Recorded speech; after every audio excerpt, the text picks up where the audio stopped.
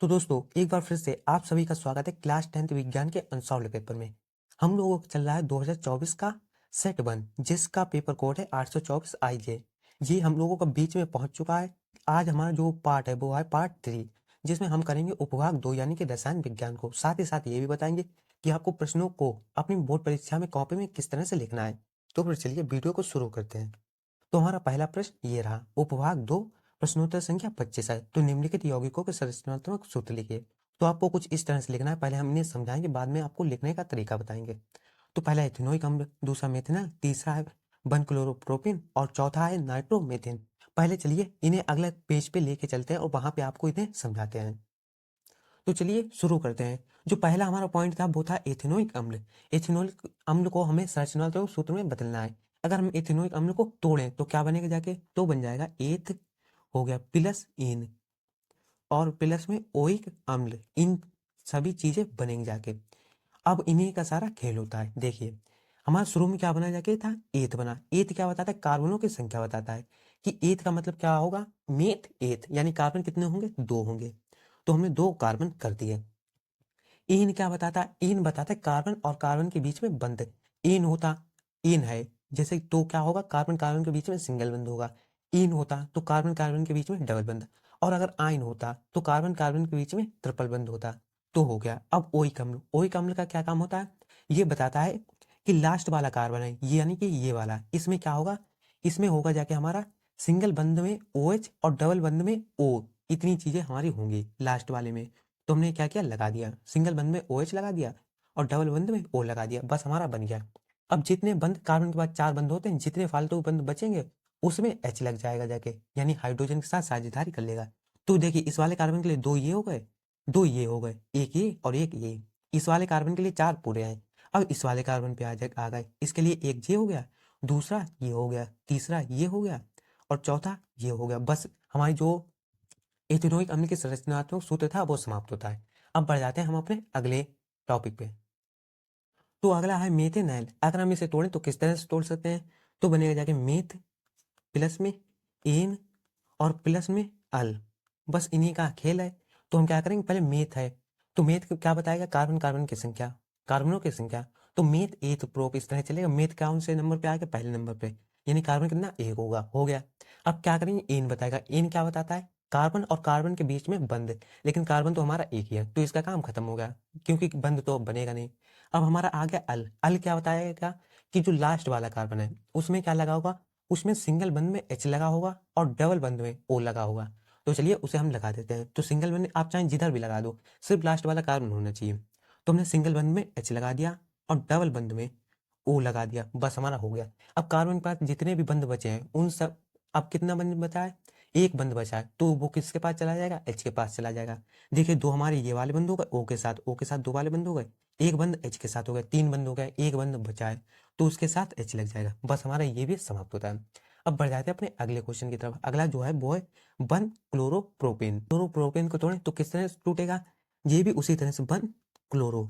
One chloro का मतलब होता है शुरू में ये, जैसे डैश के बाद जो भी लिखा होगा उसकी संख्या बताता है कि ये क्लोरो है, ये कहाँ पे लगा है। तो वन क्लोरो प्लस बनेगा, क्लोरो प्रोप बनेगा जाके, प्रोप और प्लस में इन, इतनी सारी चीजें हमारी बनेंगी जाके। बस अब हम शुरू करते हैं। तो हमारा क्या है, वन क्लोरो, इसका काम बाद में आएगा, ये लास्ट वाली चीज होती है लेकिन लगाई पहले जाती है, तो इसका काम बाद में। हमारा क्या आ गया, प्रोप आ गया। कौन सा कार्बन होगा जाके, तो मेथ एथ प्रोप, 3 नंबर पे आया तो कार्बन कितने हमारे हो जाएंगे जाके, 3, 1 2 3 हो गए। अब इन लगा, इन क्या बताएगा, कार्बन कार्बन के बीच में बंध, तो इन आया यानी कि सिंगल बंध होगा, हो गया। अब देखिए हमारा वन क्लोरो चलेगा। वन क्लोरो का मतलब 1 नंबर पे क्लोरो होगा, यानी हम गिनती करें तो 1 नंबर पे हमारा क्लोरो निकले, बस हमें ये करना है। तो चाहे तो जो पहला कार्बन है इसमें हम क्लोरो लगा सकते हैं और चाहे तो लास्ट वाला कार्बन है इसमें क्लोरो लगा दो, दोनों तरफ से सही माना जाएगा। क्योंकि अगर हम लास्ट वाले में लगाएं तो लास्ट वाले से गिनती शुरू करेंगे और पहले वाले में लगा दिया तो पहले वाले से गिनती शुरू करेंगे। तो चलिए लगा देते हैं। तो क्लोरो हमने लास्ट वाले में लगा दिया Cl, और ऊपर क्या लग जाए, अब जितने भी बंद बचे हैं उन सभी में क्या लग जाएगा, देखिए H लग जाएगा, क्योंकि जो कार्बन है उसे अपने साझेदारी पूरी करनी है। तो इधर भी H लग गया, इधर भी H लग गया, इधर भी H लग गया, इधर H, 4 4 सभी में होते हैं बंद, तो H H H हमारा पूरा होता है। ये भी क्वेश्चन हमारा पूरा हुआ। अब हम अगले पे आ जाते हैं। अगला हमारा नाइट्रोमेथेन। इसे भी उसी तरह से करेंगे। सबसे पहले क्या करेंगे, इसे तोड़ेंगे। तो तोड़ने पे क्या करेंगे, बनेगा जाके नाइट्रो प्लस में मेथ और साथ में एन। अब हमको एक चीज बताते हैं कि जब भी आपको शुरू में कुछ भी लगा मिल जाए, आपको कुछ नहीं करना है, आपको वहां से शुरू करना है जहां से कार्बन की संख्या बताई जा रही। तो जैसे यहाँ पे कार्बन की संख्या बताई जा रही, मेथ यानी कि कार्बन कितने होंगे, कार्बन हमारा मेथ एक कार्बन होगा, 1 नंबर पे आया, तो यहीं से हमें शुरू करना है। यहाँ से आखिरी तक जाएंगे, फिर शुरू में जो बचा उसे बाद में लगाएंगे। तो हमें क्या बचा है, मेथ है। मेथ का मतलब कार्बन हमारा एक होगा, लगा दिया। इन क्या बताएगा, कार्बन कार्बन के बीच में बंध को, लेकिन कार्बन तो हमारा एक ही है, तो बंध तो रह नहीं गया, खत्म हो गया। अब हम आ गए शुरू में। शुरू में हमारा है नाइट्रो। नाइट्रो का सूत्र क्या होता है, NO2। तो हमने NO2 लगा दिया, बस सिंगल बंध में NO2 लगा दिया। अब हमारे कार्बन के जितने भी बंध बचे हैं उन्हें हाइड्रोजन के साथ वो जुड़ जाएगा, यानी H, 3 बंध बचे हैं, तीनों में H लग गया, यानी हाइड्रोजन लग गया। बस हमारा ये भी क्वेश्चन समाप्त होता है। अब हम देखते हैं कि इसे आपको कॉपी में किस तरह से लिखना है। तो ये था हमारा क्वेश्चन कि निम्नलिखित यौगिकों के संरचनात्मक सूत्र लिखिए। उपभाग 2 का था, तो हम उसी तरह से करेंगे। सबसे पहले हमने उपभाग 2 डाल लिया, यानी यहाँ से उपभाग 2 शुरू हुआ है। देखिए सभी जितने भी एथेनोइक ये सूत्र संरचनात्मक सूत्र हैं, वो सभी एक एक नंबर के चारों आए हुए हैं। तो हमने क्या किया, प्रश्नोत्तर संख्या 25 डाली। आपको क्वेश्चन नहीं लिखना है, क्वेश्चन नंबर सिर्फ लिखना है, हमने शुरू वाली वीडियो में बताई था। अब हमारा पहला था एथेनोइक अम्ल, हमने नाम लिखा कि एथेनोइक अम्ल करने वाले हैं। एथेनोइक अम्ल उसी तरह से हम जिस तरह से हमने बताया था उसी तरह से हमने लिख दिया। फिर हमारा क्या था, मेथेनाइल था, हमने डाला और उसका भी सूत्र लिख दिया, संरचनात्मक सूत्र लिख दिया। तीसरा हमारा 1 क्लोरोप्रोपेन था, उसका भी सूत्र हमने लिख दिया। फिर हमारा चौथा था नाइट्रोमेथेन, इसका भी सूत्र हमने लिख दिया। अब इसमें NO2 है, इसे चाहे आप शुरू में लगा लें, चाहे ऊपर लगा लें, चाहे नीचे लगा लें, कहीं भी लगा लें। इसी तरह Cl है, Cl में लगा था नंबर 1, यानी 1 नंबर पे। तो हम या तो इस वाले कार्बन में लगाएंगे या फिर इस वाले कार्बन में, कहीं पे भी लगा सकते हैं। जैसे इस वाले कार्बन है, जो लास्ट वाला कार्बन, इसमें चाहे हम ऊपर लगा दें, नीचे लगा दें, और चाहे इस साइड में लगा दें। और इसी तरह से जो ये वाला शुरू का कार्बन है पहला, इसमें हम यही कर सकते हैं, चाहे ऊपर लगा दें, चाहे नीचे लगा दें, और चाहे इस साइड में लगा दें, कोई भी दिक्कत नहीं होगी। सिर्फ पहले 1 नंबर लिखा था, यानी पहले नंबर वाले कार्बन में लगा होना चाहिए, चाहे लास्ट का पहला चाहे शुरू का पहला। तो चलिए अब बढ़ जाते हैं हम अपने अगले क्वेश्चन की तरफ। अगला क्वेश्चन है, विद्युत रासायनिक श्रेणी को स्पष्ट कीजिए और 2 अनुप्रयोग लिखिए। दूसरा क्वेश्चन पूछा गया, मिश्र धातु किसे कहते हैं, कॉपर की 2 प्रमुख मिश्र धातुओं के उपयोग लिखिए। तो सबसे पहले हम क्या करेंगे, प्रश्नोत्तर संख्या 26 का पहला। तो हमने डाल दिया प्रश्नोत्तर संख्या 26 का पहला। क्या पूछा गया था, विद्युत रासायनिक श्रेणी को स्पष्ट कीजिए। तो हमने डाली हेडिंग कि विद्युत रासायनिक श्रेणी। तो यदि धातुओं को उनके बढ़ते हुए मानक इलेक्ट्रोड विभव के क्रम में रखा जाए, यानी उनके बढ़ते हुए मानक इलेक्ट्रोड विभव के क्रम में रखा जाए, तब एक श्रेणी प्राप्त होती है, जिसे विद्युत रासायनिक श्रेणी कहते हैं। बस ये होगी हमारी विद्युत रासायनिक श्रेणी। अब इसके 2 हमें अनुप्रयोग लिखने हैं।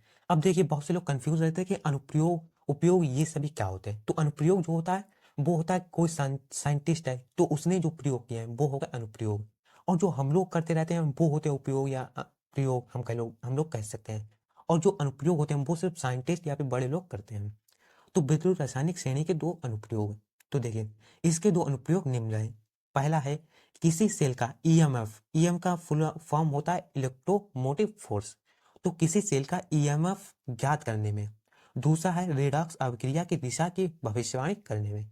तो 2 हमारे अनुप्रयोग थे, समाप्त होते हैं। अब हम बढ़ जाते हैं। देखिए हमसे दूसरा पूछा गया था, प्रश्नोत्तर संख्या दूसरा 26 का दूसरा, मिश्र धातु किसे कहते हैं। कॉपर की 2 प्रमुख मिश्र धातु के नाम व उपयोग लिखिए। तो चलिए बढ़ते हैं इसे भी। तो प्रश्नोत्तर संख्या 26 का हमने दूसरा डाल लिया। पूछा गया था मिश्र धातु किसे कहते हैं, हेडिंग डाली मिश्र धातु। तो मिश्र का मतलब मिली हुई, और धातु यानी धातु, तो मिली हुई धातु। तो क्या लिख देंगे हम, जब 2 या 2 से अधिक धातुओं को आपस में मिलाकर पिघलाया जाता है तो यह धातुएं आपस में मिल जाती हैं, और कमरे के ताप पर ठंडा करने पर यह एक समांगी मिश्रण बनाती हैं, जिसे मिश्र धातु कहते हैं। अब हम क्या कर लेते हैं, कॉपर की 2 प्रमुख मिश्र धातुओं के नाम और उनके उपयोग लिख लेते हैं। कॉपर की मिश्र धातु के नाम व उपयोग। कॉपर यानी कॉपर की मिश्र धातु, ऐसी धातुओं के नाम लिखो और उनका उपयोग बताओ जिनमें कॉपर मिली हुई होती है। तो पहली चीज है पीतल। तो इसका उपयोग मशीन के पुर्जे तथा बर्तन बनाने में किया जाता है। तो पीतल के आपने बर्तन तो देखे होंगे। दूसरी चीज है कांसा। तो इसका उपयोग बर्तन बनाने में तथा मूर्तियां बनाने में किया जाता है। इसमें भी हमारी कॉपर मिली हुई होती है। अब बढ़ जाते हैं हम अपने अगले क्वेश्चन की तरफ। अगला क्वेश्चन देखिए है उसी तरह से फिर से आगे, निम्नलिखित यौगिकों का अयुपेय से नाम लिखिए। पहले हमने संरचनाएं बनाई थी, अब संरचनाओं से छोटी छोटी हमारे पास ये अणुसूत्र हैं, इनसे हमें अब उनके नाम लिखने हैं। तो फिर चलिए इसे भी शुरू करते हैं। तो चलिए शुरू करते हैं। जो हमारा पहला था वो है HCHO। तो HCHO देखिए इस तरह से अगर आपको मिल जाए तो इस तरह में करने में अगर आप कर लेते हैं तो अच्छी बात है, नहीं कर पाते तो इससे भी सरल तरीका क्या है, पहले आपको इसे संरचनात्मक सूत्र में तोड़ दो।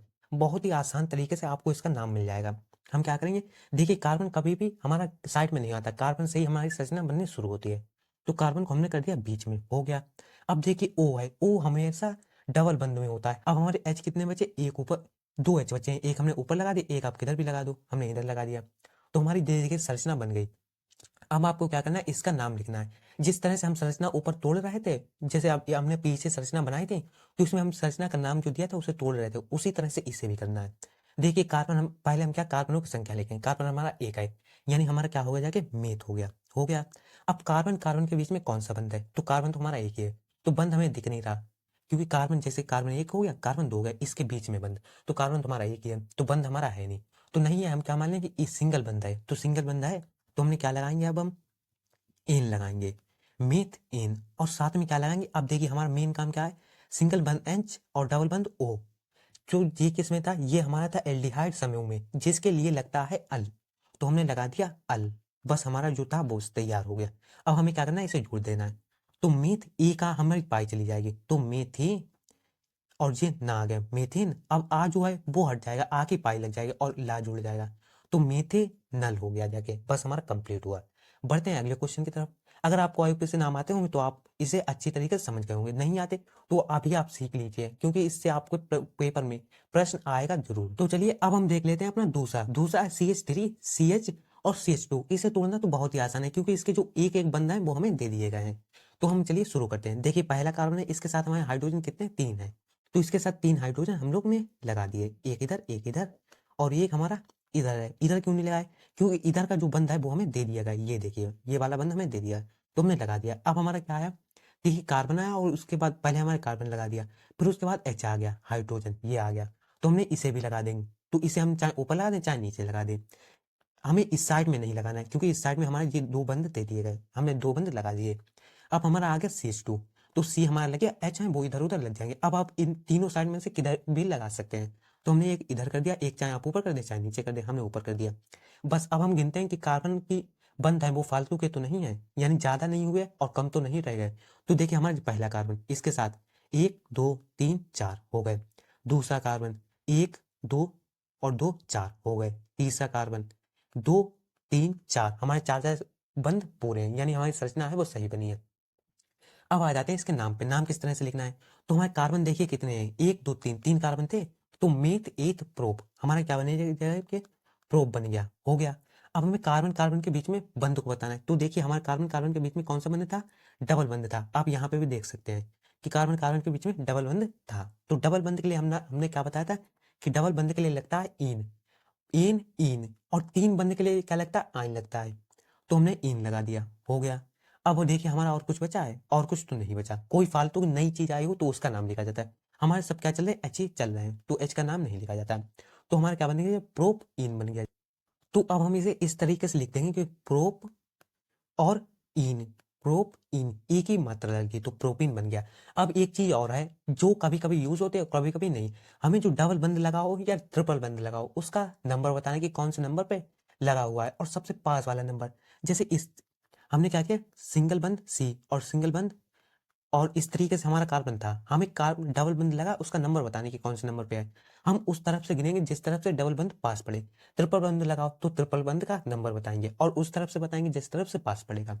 तो हमने देखिए इस तरीके से इस तरफ से गिनना शुरू करा, एक दो और दो नंबर पे लगाए। अगर हम इस साइड से गिने तो किस क्या बनेगा कि एक ही नंबर पे हमारा कार्बन डबल बंद लगा हुआ है, तो किस तरफ से पास पड़ा, इस तरफ से। तो हमने इसी तरफ से बताया कि कार्बन जो डबल बंद है वो एक नंबर पे लगा हुआ है, तो हमने प्रोपीन और हमने बता दिया कि एक नंबर पे लगा हुआ है। अब देखिए एक और इम्पोर्टेंट बात, अगर आपको एक नंबर पे प्रोपीन, जैसे एक नंबर पे डबल बंद मिल गया या ट्रिपल बंद मिल गया, तो उसे लिखना हो लिख दो, ना लिखना हो तब भी कोई भी दिक्कत नहीं होगी, क्योंकि एक नंबर है वो तो एक नंबर रहने ही वाला है, उससे कोई दिक्कत नहीं है। अगर कोई चीज छिपी है तो वो कितनी है, नंबर है, एक नंबर है। अगर हमारे दो नंबर या तीन नंबर पे लगा होता तो हमें जरूरी था लिखना, वरना नंबर कटते।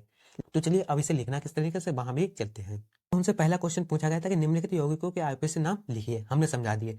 पहला क्या था, HCHO, यहाँ पे हमने देखिए डायरेक्ट कर दिया है, अगर आप करना चाहें तो संरचना भी बना सकते हैं, और संरचना अगर पेपर में भी बना देंगे और अच्छी बात है। अगर आप ऐसे लिख सकते हैं तो आपको ये सभी चीजें कहाँ पे करनी है, अपने पेपर का जो आखिरी पेज है उस पे आप रफ काम कार्य लिख दीजिए, और वहां पे जो कुछ भी गुणा भाग है वो सभी वहां ही पे कीजिए। तो हमने क्या किया, HCHO चाहे तो आप वहां कर सकते हैं, और वरना इसी के नीचे आप वो संरचना बना सकते हैं और अच्छा कार्य रहेगा। तो HCHO क्या बनेगा जाके, मेथ और प्लस एन और प्लस में एल, तो क्या बनेगा जाके, मेथेन एल बन गया। अगला है CH3 CH CH2, क्या बनेगा जाके, कार्बन 3 है तो प्रोप, और डबल बंदा है तो हमने क्या लगा दिया, इन लगा दिया, क्या बनेगा जाके, प्रोपिन। अब देखिए हमने इसमें जो डबल बंदा है उसका नंबर नहीं लगा है, क्योंकि जो डबल बंदा है वो एक नंबर पे है। एक नंबर को अगर आप लिखना चाहें तो लिख दें, वरना ना लिखें, कोई भी दिक्कत नहीं होने वाली है। तो चलिए अब बढ़ जाते हैं अपने अगले क्वेश्चन पे। अगला क्वेश्चन, कार्बन की संयोजकता पर एक टिप्पणी लिखिए। तो प्रश्नोत्तर संख्या 27 का दूसरा, तो कार्बन की संयोजकता, कार्बन प्रमुख रूप से संयोजक बंध बनाता है, यानी आपस में जुड़ने का बंध बनाता है, तथा कार्बन की संयोजकता 4 होती है। इसलिए हम कार्बन के साथ अगर फालतू बंध बच जाते हैं H लगा देते हैं, क्योंकि कार्बन की संयोजकता है वो 4 हो। कार्बन में बंध कितने होते हैं, 4 होते हैं, अर्थात यह चतुसंयोजक होता है। इसके आगे इसका इलेक्ट्रॉनिक विन्यास 2 4 होता है, यानी 2 4, इसलिए आखिरी में कितना आ गया, 4 आ गया, और इसीलिए 4 बंधो, 4 इसकी संयोजकता हो गई और 4 बंध हो गए जाके। तो अतः इसके संयोजी कोष में 4 इलेक्ट्रॉन होते हैं, तथा अष्टक पूर्ण करने के लिए इसे 4 इलेक्ट्रॉनों की आवश्यकता होती है, जिसे यह साझे किससे प्राप्त करता है, और साझे के साथ किससे प्राप्त करता है, तो हाइड्रोजन से प्राप्त करता है। तो ये था हमारा क्वेश्चन। अब बढ़ जाते हैं अगले क्वेश्चन की तरफ। अगला क्वेश्चन है, बेकिंग पाउडर यानी खाने का सोडा का रासायनिक नाम व अणुसूत्र लिखिए। बेकिंग पाउडर को गर्म करने पर क्या प्राप्त होता है। सबसे पहले हमें देखिए, आपसे चाहे बेकिंग पाउडर कह दे या खाने का सोडा, दोनों का मतलब एक ही है। इसका हमें रासायनिक सूत्र पहले लिखना है, फिर उसका अणु सूत्र यानी कि रासायनिक सूत्र लिखना है, और उसके बाद उसको गर्म करना है, तो देखेंगे क्या होता है। तो चलिए इसे भी देखते हैं। तो सबसे पहले हम क्या करेंगे कि हमने क्वेश्चन प्रश्नोत्तर संख्या कौन सा थी, 27 का तीसरा था, हमने डाल दिया। तो हमने क्या किया, सबसे पहले हमने डाल दिया बेकिंग पाउडर यानी कि खाने का सोडा। अब हम क्या करेंगे, इसका रासायनिक नाम हमसे पूछा गया, तो रासायनिक नाम होता है sodium hydrogen carbonate. Baking powder को गर्म करने पर देखिए हमसे एक चीज गलती से छूट गई, उसका नाम है अणुसूत्र। अणुसूत्र हमसे गलती से छूट गया है, अणुसूत्र होता है इसका, आपको क्या करना है, अणुसूत्र हेडिंग डाल देनी है। आपको स्क्रीन पे हम लिख के दिखा देंगे कि किस तरह से लिखा गया है। बेकिंग पाउडर को गर्म करने पर देखिए हमने सूत्र लिख दिया, NaHCO3 होता है, तो NaHCO3 हमने ही लिखा। और जो डेल्टा का साइन होता है इसका मतलब होता है गर्म करना, त्रिभुज, इसका मतलब होता है गर्म करना। तो बेकिंग पाउडर को हमने गर्म किया तो क्या बनेगा जाके, तो Na2CO3 बना, प्लस में H2O बना, और साथ में CO2 बन गया, यानी कार्बन डाइऑक्साइड निकल गई। तो इसका नाम क्या था, सोडियम हाइड्रोजन कार्बोनेट था, सोडियम हाइड्रोजन कार्बोनेट। और चाहे तो आप बेकिंग पाउडर लिख लें या खाने का सोडा लिख लें, कोई भी दिक्कत नहीं। बना क्या जाके, तो सोडियम कार्बोनेट बन गया, और जल बन गया, और कार्बन डाइऑक्साइड बन गई। बस इतनी चीजें हमारी बन गई। बढ़ते हैं अगले क्वेश्चन की तरफ। अगला क्वेश्चन है, देखिए ये हमें दिया अथवा में, चाहे तो आपको ऊपर वाला करना है या फिर आपको ये वाला करना है। ये सिर्फ और सिर्फ एक ही क्वेश्चन आपको करना है, और आपको ध्यान रखना है कि हम जो है हम प्रश्न बता रहे हैं, तो हमने क्या किया, दोनों को बता दिया। आपको सिर्फ अथवा के ऊपर वाला करना है या अथवा के नीचे वाला करना है। तो निम्नलिखित पर संक्षिप्त की टिप्पणी लिखिए। देखिए दो दो नंबर की जो रिएक्शनें आई हुई हैं। पहली है हमारी द्विविस्थापन। अब क्या, द्विविस्थापन यानी कि दो का विस्थापन होगा, दो चीजों का। तो प्रश्नोत्तर संख्या 27 का अथवा हम चला रहे हैं, जिसमें हमारा पहला क्वेश्चन है द्विविस्थापन अपक्रिया। चाहे तो आप जो पहला है ये यहीं पे लिख सकते हैं, कोई भी दिक्कत नहीं होने वाली। द्विविस्थापन अपक्रिया, तो द्विविस्थापन अपक्रिया क्या होगी, वह रासायनिक अपक्रिया जिसमें तत्व अपने यौगिकों को आपस में अदला बदली कर लेते हैं, तब उस अपक्रिया को द्विविस्थापन अपक्रिया कहते हैं। जैसे अब देखिए तत्व और यौगिक होते क्या हैं, तो Na2 है जो, और Ba है शुरू की दो दो चीजें हैं, ये हमारे तत्व हो गए, और इनके बाद जो SO4 लगा है, इधर Cl2 लगा है, ये हैं इसके यौगिक। तो ये द्विविस्थापन अपक्रिया हम क्या करते हैं, ये अपने यौगिक हैं इनकी अदला बदली कर लेते हैं, यानी ये इसने यौगिक अपना इसे दे दिया, इसने यौगिक अपना इसे दे दिया, बस इतना हो गया। तो देखो Na2 था, Na और जो Cl के पास चला गया, और जो Ba था वो SO के पास चला गया, तो BaSO4, बस इतना हुआ। अदला बदली कर लेते हैं। अब बढ़ जाते हैं अपने अगले क्वेश्चन की तरफ। अगला है उदासीनीकरण क्रिया। तो जब अम्ल व क्षार आपस में क्रिया करके एक दूसरे के प्रभाव को नष्ट कर देते हैं तथा लवण व जल का निर्माण करते हैं, उदासीनीकरण अवक्रिया कहलाती है। कैसी अवक्रिया, जिसमें अम्ल और क्षार आपस में क्रिया करें और लवण बना दें और साथ में जल बनाए, तो उस अवक्रिया को उदासीनीकरण अवक्रिया कहते हैं। बस किस तरह से, HCl जिसमें भी आपको H दिख जाए वो क्या होगा, अम्ल होगा, और जिसमें आपको OH दिख जाए वो हमारा क्षार हो जाएगा। OH दिख गया, क्षार हो गया, इसमें खाली H है, यानी कि ये क्या है, अम्ल है। जब क्रिया हुई तो हमारा NaCl बन गया, ना तो इसमें H है और ना तो हम इसमें OH है, यानी ये क्या है, हमारा लवण है। और इधर क्या बन गया जाके, जल बन गया जाके, बस इतनी हमारी थी। तीसरी है योगात्मक अपक्रिया। योगात्मक यानी योग होना। बस इसी तरह से बन जाएगा जब दो या दो से अधिक, बस इसी तरह से बनेगा कि जब दो या दो से अधिक पदार्थ आपस में मिलकर एकल उत्पाद का निर्माण करते हैं तब उस अभिक्रिया को योगात्मक अभिक्रिया कहते हैं। जैसे Mg हमने ले लिया यानी कि मैग्नीशियम, और इधर क्या O ले लिया, और O2 यानी मैग्नीशियम ले लिया और ऑक्सीजन ले लिया, जोड़ दिया इन्हें। योगात्मक यानी योग करना, जोड़ना, जोड़ा, क्या बना, मैग्नीशियम ऑक्साइड बन गया। बढ़ जाते हैं अपने अगले क्वेश्चन की तरफ। अगला क्वेश्चन समाप्त होता है। अब हमारा शुरू हो गया उपभोग 3, जिसकी हम अलग से वीडियो लेके आने वाले पार्ट 4, जिसका लिंक जब वीडियो बन जाएगी तो डिस्क्रिप्शन में डाल देंगे। इससे पहले कि हम पार्ट 1 और पार्ट 2 बना चुके हैं, तो उसे भी आप जाके देख सकते हैं। बाकी अगर आपको वीडियो अच्छी लगी, वीडियो को लाइक कीजिए, चैनल को सब्सक्राइब कीजिए, और वीडियो आपको कैसी लगी कमेंट में जरूर बताएं।